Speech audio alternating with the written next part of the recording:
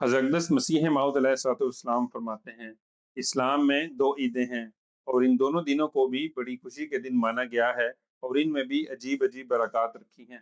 लेकिन याद रखो कि ये दिन बेशक अपनी-अपनी जगह मुबारक और खुशी के दिन हैं, लेकिन एक दिन इन सब से बढ़कर मुबारक और खुशी का दिन है। फरमाया वो दिन कौन-सा दिन है जो जुम्मे और ईदैन से भी बेहतर और मुबारक दिन है? मैं तुम्हें बताता हूँ कि वो दिन इंसान की तौबा का दिन है, जो इन सब से बेहतर है और हर ईद से बढ़कर है। फरमाया इसलिए कि इस दिन वो बदअमाल नामा जो इंसान को जहन्नुम के करीब कर देता है और अंदर ही अंदर गज़ब इलाही के नीचे लाता है, धो दिया जाता है और उसके गुनाह माफ़ कर दिए जाते हैं।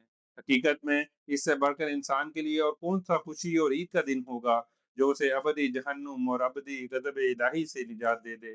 फरमाया बस याद रखो कि वो दिन जब इंसान अपने गुनाहों से तौबा करता है, बहुत ही मुबारक दिन है और सब अय्याम से अफ़ज़ल है, क्योंकि वो इस दिन नई ज़िंदगी पाता है और खुदा ताला के करीब किया जाता है।